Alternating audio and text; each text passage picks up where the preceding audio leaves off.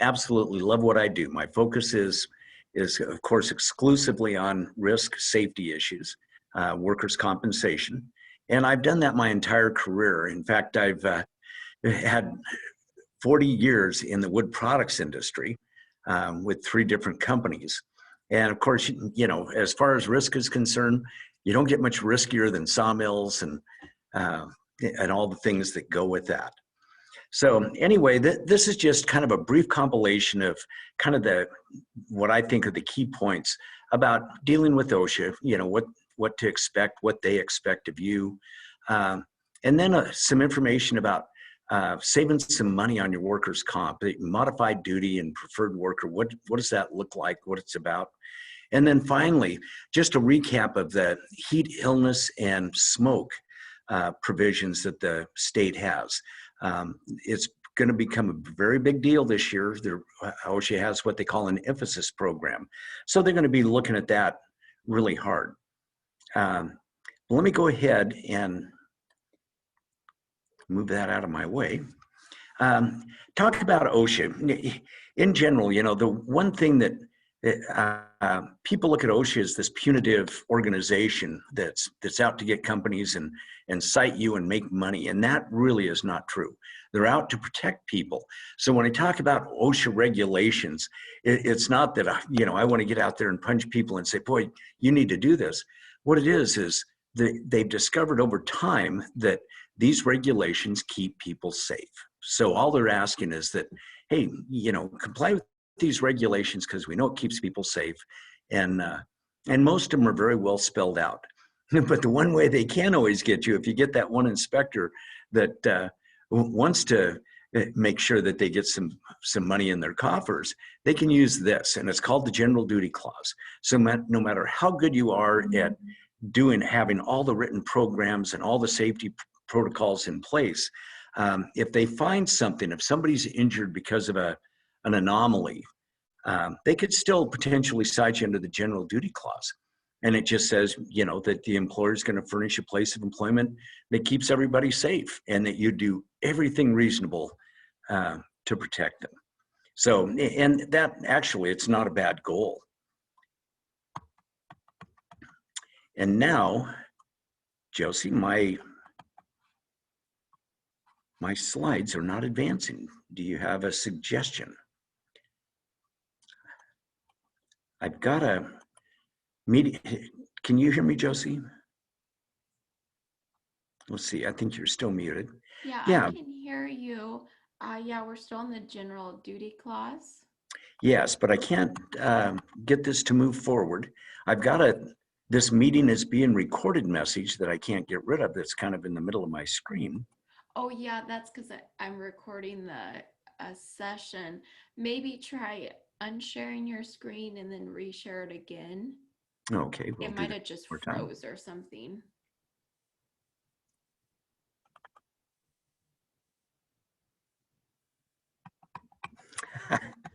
Now, we even started early so we could debug and make sure that wasn't going to happen, but it is happening. Because I wonder, here. Oh, okay, now we got it. There we go. Okay, thank you very much. So one thing about OSHA, if it's not documented, they don't consider that it ever happened. So everything you do relative to safety, you should have some sort of record about it. Now, what kind of things should you have in writing? A safety policy is absolutely essential. Safety procedures, and you see the JSA, job safety analysis, job hazard analysis. If you have really safety critical positions, you should have something that outlines the safe work procedures for that job. It's really critical, and it serves a number of purposes. One is for training, and I've made the word big and I've put an exclamation point behind it because that's kind of the key to success. When you hire a new employee, they're going to be eager to jump in and do the job, but they're not going to understand the full implications of their actions, especially if they're in a hazardous position.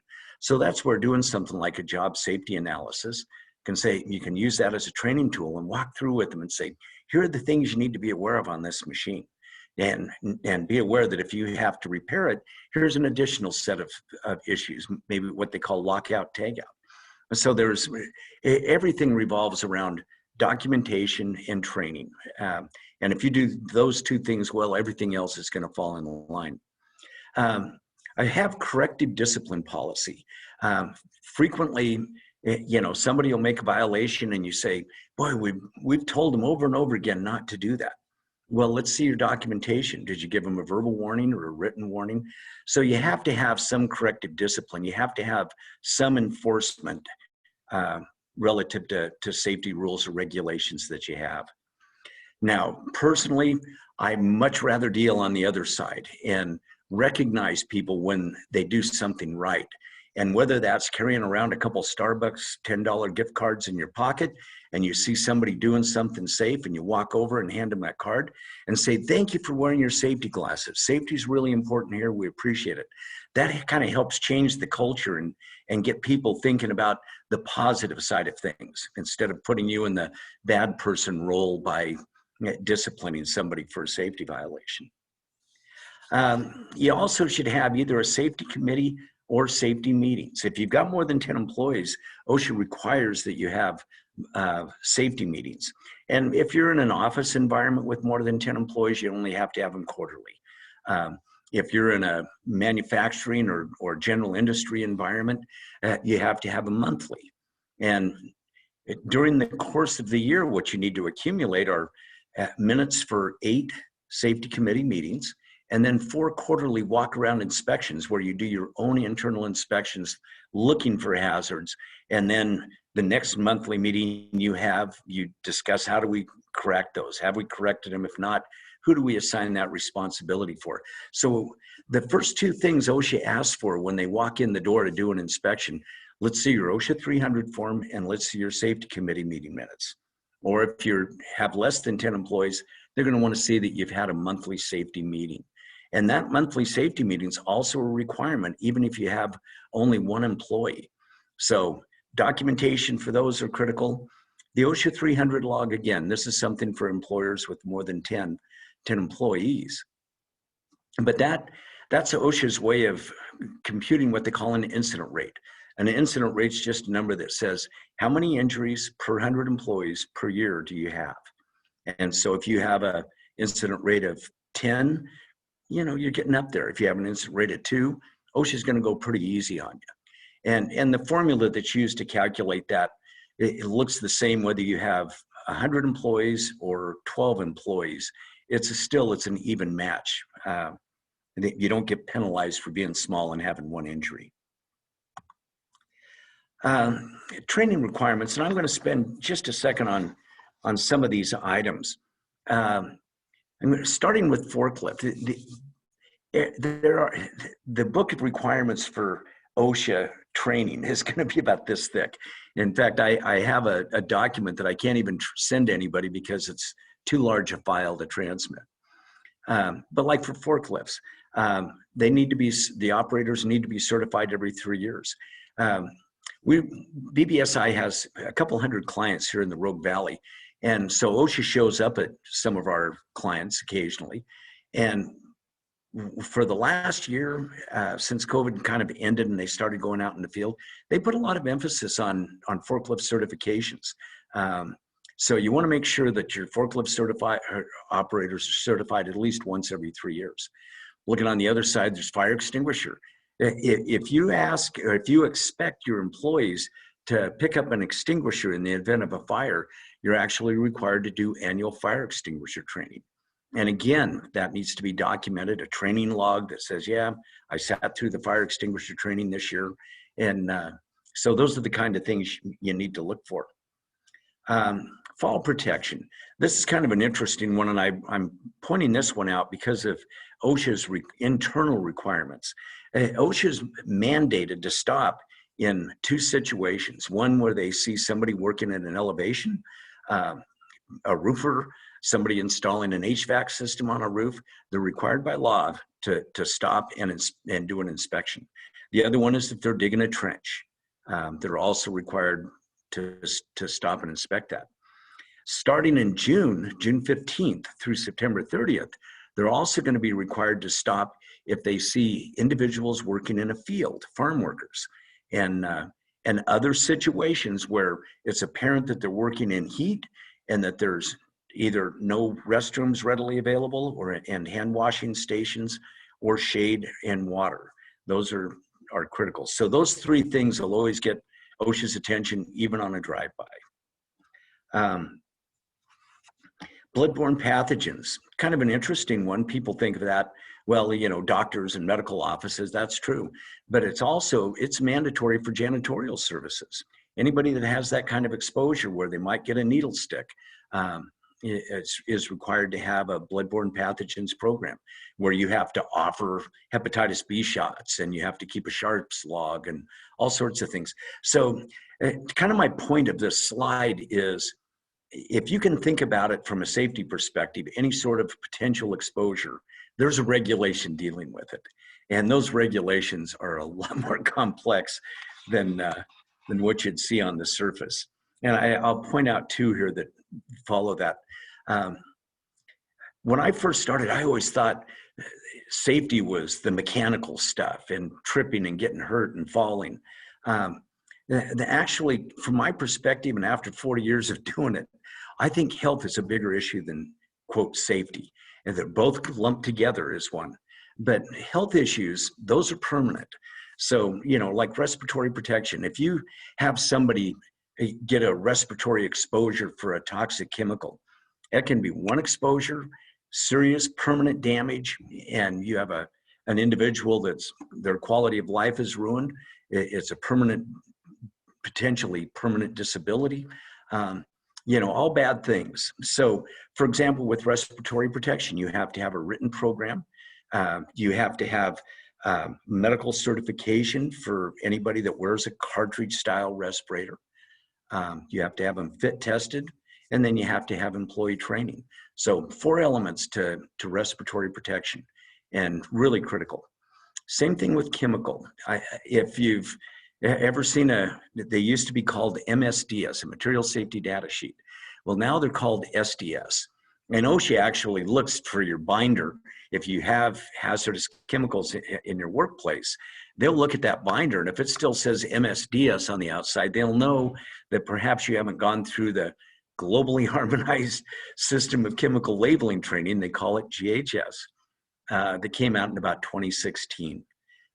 And what it does is all your safety data sheets now should have little pictograms, and there's 9 of them, and it shows the hazard of that chemical in a pictogram. And the thing is that why it's called globally harmonized is you can go to Japan or Germany, anywhere in the world, and the chemicals are going to have one of those same 9 pictograms on it, or maybe more than one, but it's universal. And so it's kind of a neat thing. So your data sheet should be made after 2016. Your book should be labeled GHS or SDS, and employees should be trained on that. There's a number of training requirements: chemical exposure written program, chemical inventory list, safety data sheets, and employee training. So that's just kind of an example of how virtually all of these processes and programs have some pretty extensive requirements. Hearing conservation is kind of a neat one from a standpoint of, you know, what happens if you're working in a noisy environment? Well, if your facility, you average more than 85 decibels of noise, time weighted over 8 hours, then you're required to have a hearing conservation program. Well, how do you know if you're over 85 decibels?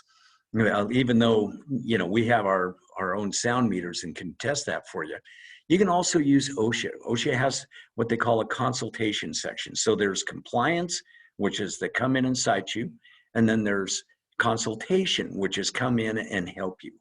And a lot of people are hesitant to use consultation because they think, well, after they leave, they're going to go back and they're going to tell compliance and we're going to have an inspection and get in trouble. Absolutely not true. I've seen it my whole career. OSHA actually came into existence in Oregon in 1971, and I've been doing it since then. So I can tell you, not once have they ever bridged that wall between compliance and consultation, because they know if they do that, they'll never have an employer call for help again. And that's why when I first started, I mentioned that they really are out to keep people safe. And that consultation is a really big part. But they'll come in and do that for you free. They'll come in and put dosimeters on employees and see what your sound level is. If you have a exposure to welding fumes, they can come in and put air monitors on and test and see if you're overexposing your employees to welding fumes.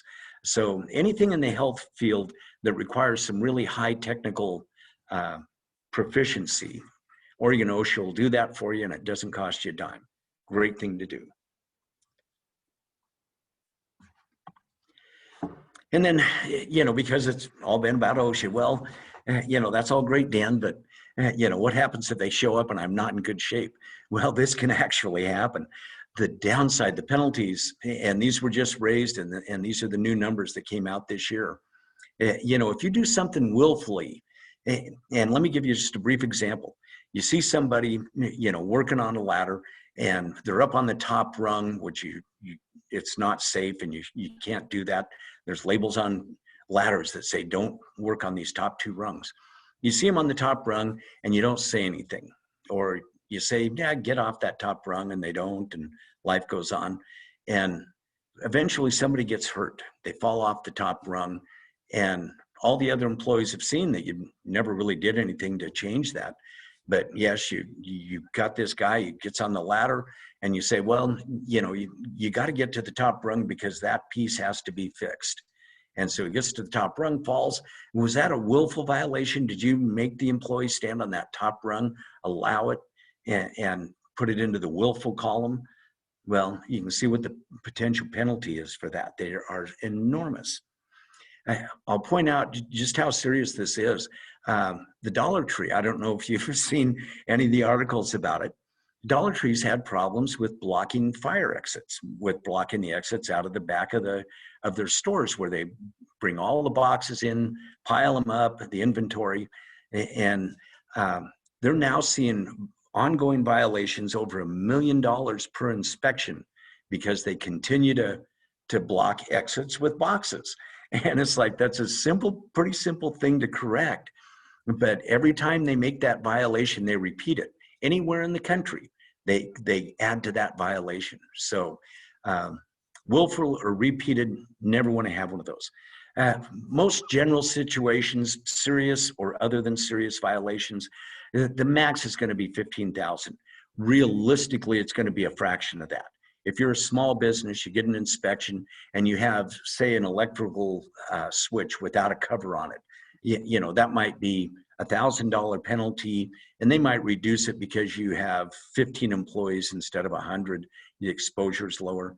And that's how they determine the penalty. They look at two things. How likely is it to happen? That's the probability. And then if it does happen, how serious is it?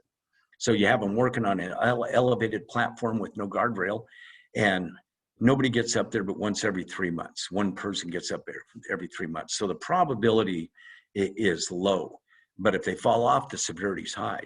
Now, if you've got 10 people a day going up there, the probability is high and the severity is high. If they fall, that's a big penalty. That's going to get you close to the 15,000. So, that's how they base that.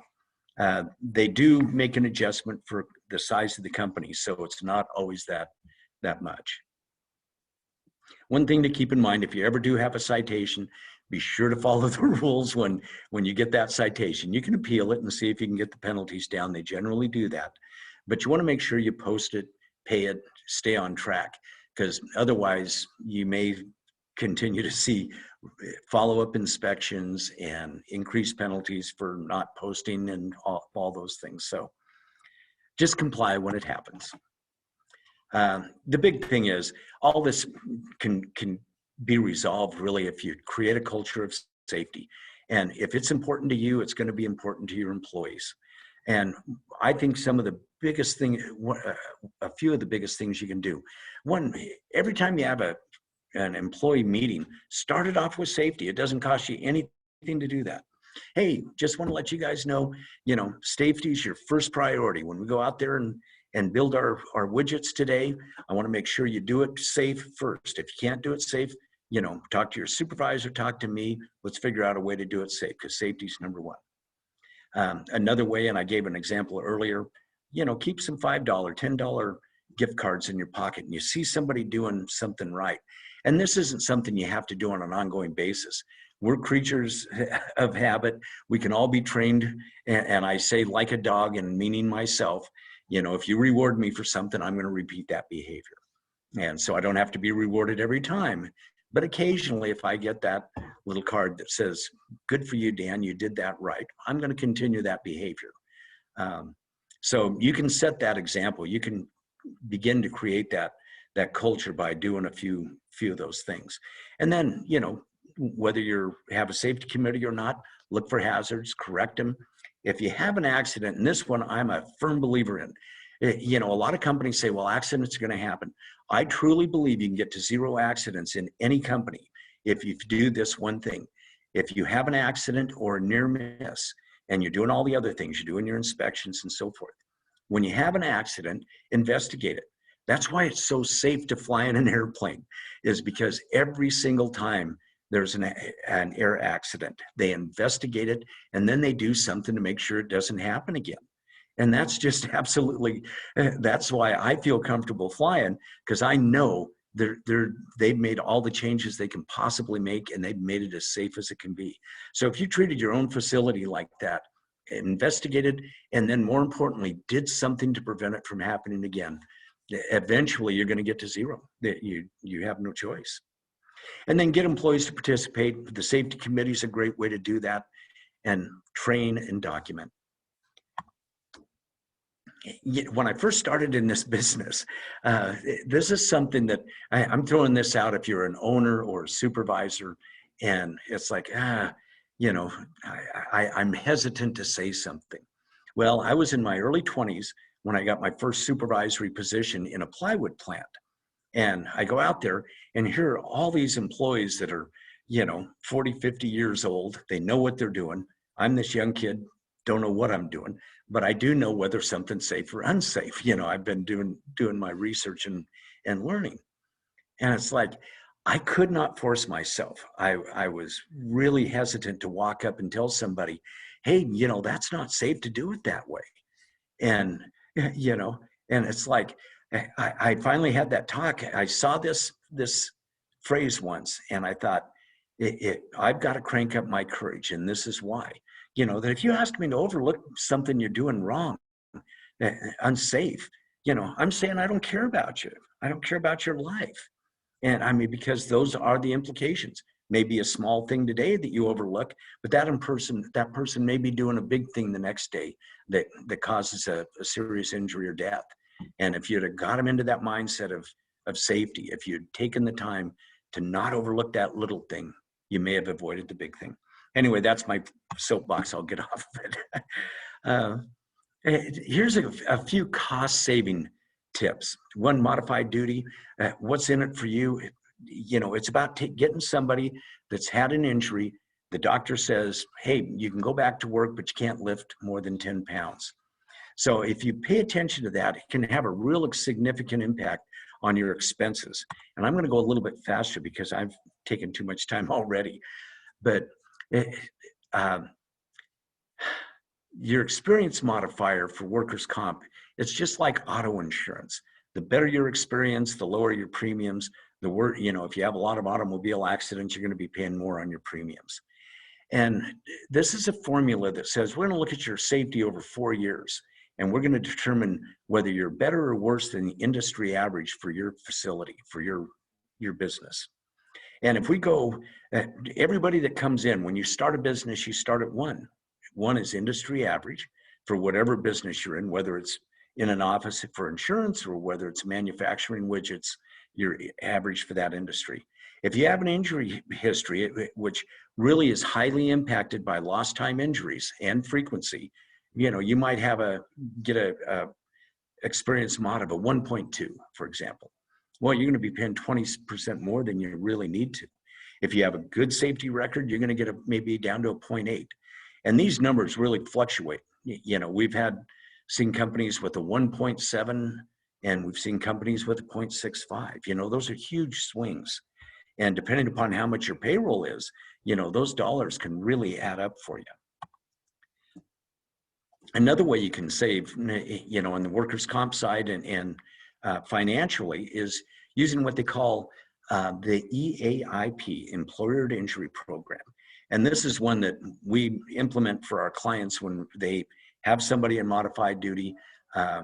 We work with them in the state, and they can get up to $5,000. Say you have somebody that hurts their wrist or hurts a shoulder and they can't lift anything for a month.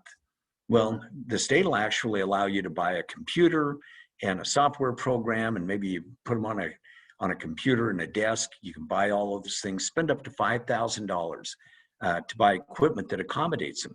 When the person's released for full duty work, now you have an asset that belongs to the company. If it requires that they learn how to operate a software program, you can get up to $1,000 for sending them to class or programming. They can even buy, if you're moving them out of the warehouse and into the front office, maybe you want them to look nice, so they can spend up to $400 for clothes. Great things. Big hit though here is, you know, you're still getting valuable work out of the individual, but you get half their wages back for about 3 months. And so it's a great program. Not everybody uses it, but if you look on your paycheck, you'll see a little workers' comp department assessment, and everybody in the state pays into it. And so the state's got a lot of money and not a lot of people using this program. So they're eager to help you out if you have somebody that needs to work modified duty. And then just briefly, modified duty, sometimes that employer or that injured worker will end up with permanent restrictions. And if that happens, then they can actually shift into the preferred worker program.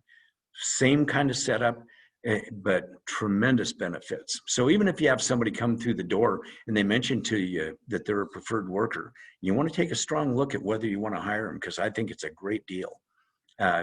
You can spend up to $50,000 to modify. And actually the state pays this piece. They'll pay the $50,000. They don't have to reimburse you for that. But they will reimburse you again for half their wages. But now they're up to 183 work days. So, you know, we're talking, you know, a year. Most of these same items are still available that were available under the EIP, $5,000 for tools and equipment and tuition. Another advantage of a preferred worker is if they have an injury, say they came in with a bad shoulder and they go out into the mill and they get a hand cut off. You know, I would hate to be graphic, but a real serious injury. That's still, the state's going to pay 100% of the costs associated with that new injury, even though it doesn't have anything to do with their shoulder. You know, now we're talking loss of hand. The state covers any type of injury that occurs for the first 3 years while you have that employee on your payroll. And then plus you don't pay any workers' comp premium on them for those 3 years. So lots of benefits for preferred worker. I'm going to switch over real quick to the heat injury prevention and wildfire smoke. On the heat index is a combination of temperature and humidity. And so when you see the word heat index, when it reaches 80 degrees, then you're supposed to provide shade and water. You have to provide enough water that, this is the rule, that allows each employee to drink 32 ounces of water per hour. Now, you don't have to have all that water available at the start of the shift. If you have a drinking fountain accessible right near, you know, or in a reasonable area, you can do that. If you need to replenish a cooler over the course of the day multiple times, you can do that. They have to be trained on heat illness, and I think that's really the biggest piece of this whole program. If you train employees to look for the signs of heat stress, then you'll be all right. And there, you know, this doesn't apply to everybody. If you're working in an office building and the ventilation keeps the index below 80, you don't have to do anything. Where it kicks in, and this is where it gets really important, and that is at 90 degrees. And again, this is the heat index, temperature plus humidity.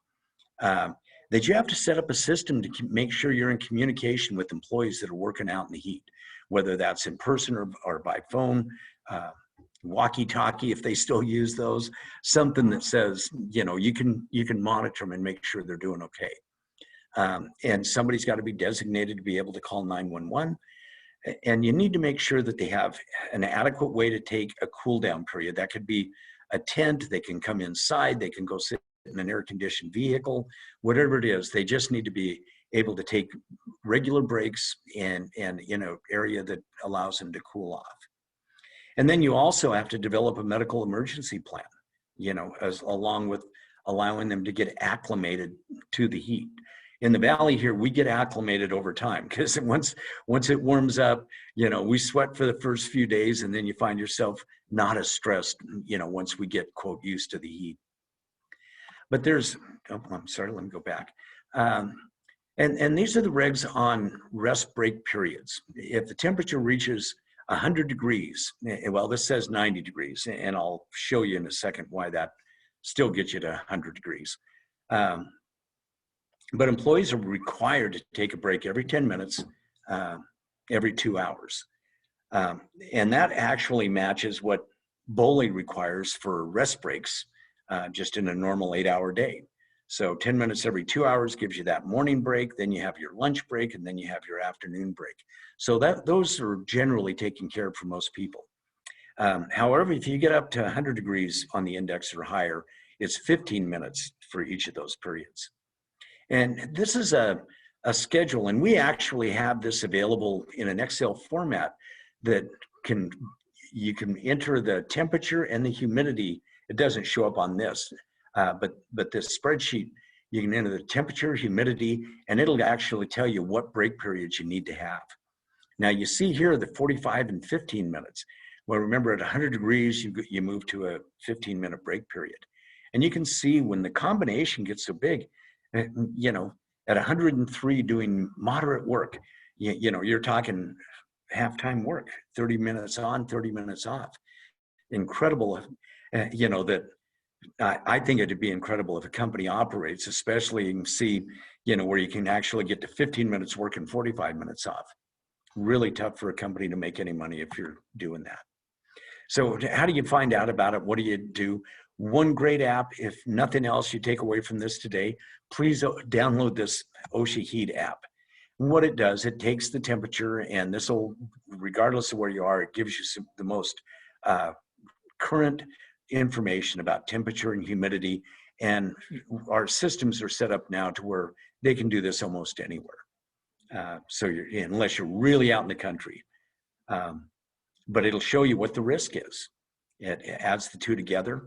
It also can tell you hour by hour. So if you know it's going to be a hot day, maybe you look at it and you say, hey, you know, by 3 o'clock, we're going to be on the 30 minutes on, 30 minutes off. We can't do that. Instead of starting at 8, let's start at 6 and we'll knock off 2 hours early, you know, that kind of thing. It's just a great planning tool. What I like most about it, this is your training tool. If you had your employees download this app and then walk through this, hey, here are the signs and symptoms of heat stroke and heat exhaustion.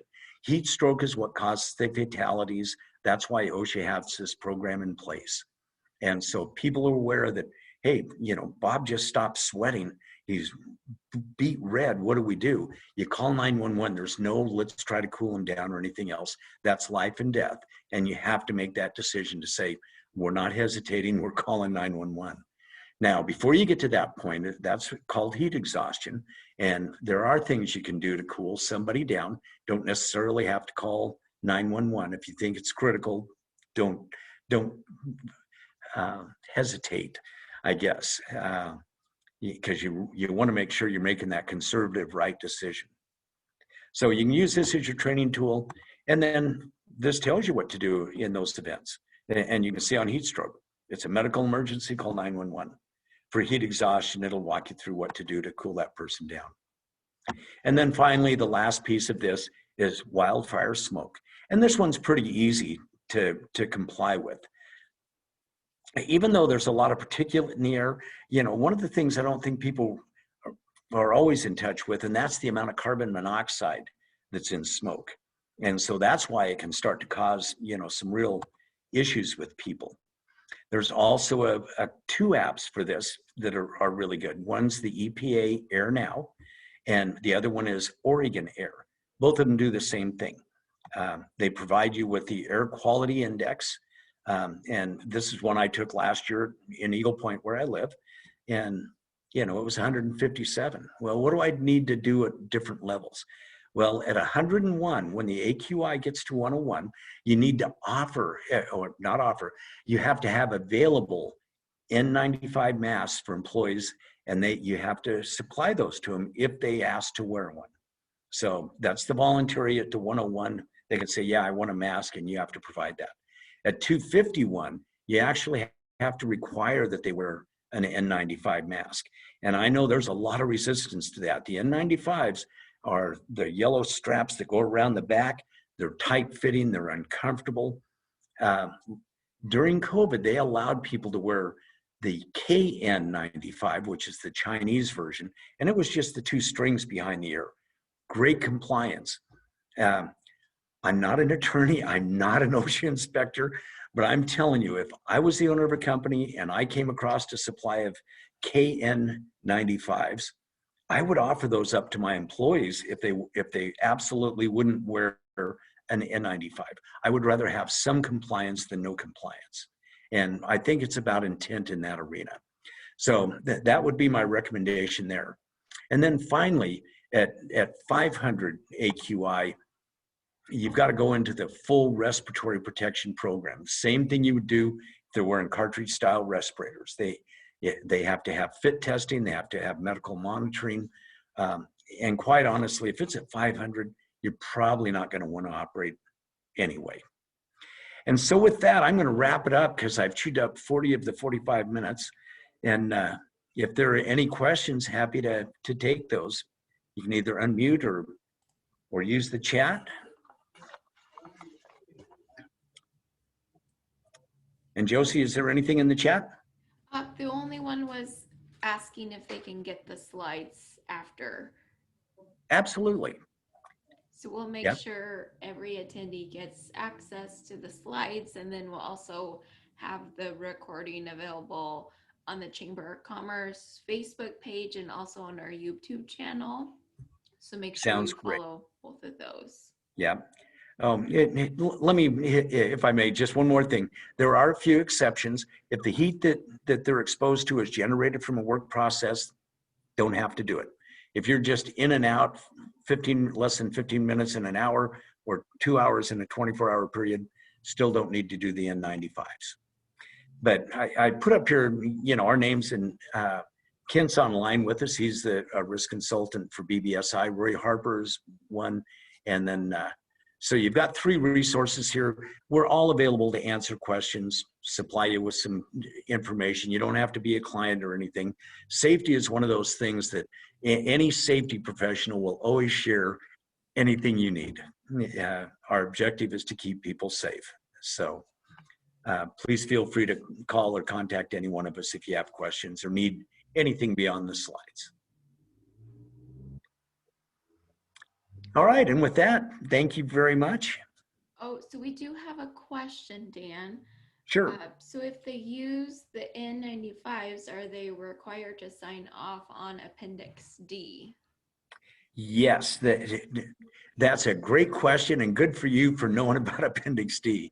Actually, anytime anyone wears a face mask, a dust mask, a 3N, it doesn't have to be the N95, but if it's a 3M tight-fitting dust mask, there's a thing called Appendix D, and they should sign off on that.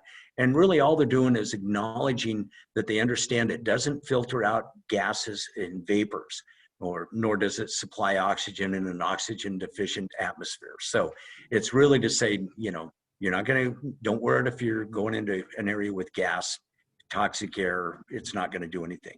All it's filtering is particulate. Great question. Good for you, whoever raised that question, for knowing that. And then we also have a question, if they could get the links for SDS. Yeah, now for safety data sheets, and it's come a long ways in the last couple of years. Safety data sheets are available online, and all you need to do is look at the chemical in your closet and say it's Clorox bleach. You just type in Google Clorox bleach SDS, and it'll pop up. And sadly, the safety data sheets, material safety data sheets, were only 2 or 3 pages long. Now these SDSs are 15, 16 pages long in some cases. But it is important to have them. And even then, if you need a safety data sheet for something, Section 4 is the medical treatment, the first aid treatment if they get something splashed in their eyes. And if you want to avoid that, go to Section 8. That's the PPE requirements that keeps you from having to use Section 4. So, but that is the value of the data sheets, Section 4 and Section 8. Great, thank you. Any other questions before we wrap it up? You can even ask in person if you want, or you can throw it in the chat. Well, Dan, you must have covered it all really well. Well, thank you very much for the opportunity, and be safe out there, everybody. Yeah, thank you, Dan, and a big thank you to BBSI. You're welcome. They partnered with the Chamber of Commerce for 3 webinars. And so we do have one more coming up on June 20th at noon, and we'll be covering strategic planning. So please join us. And if you miss even our human resources program, that one's also available on the Chamber YouTube and Facebook page. But thank you, Dan. This was very important. You're welcome. My pleasure. Take care. Bye-bye. Right. Thanks, everyone. Have a wonderful day.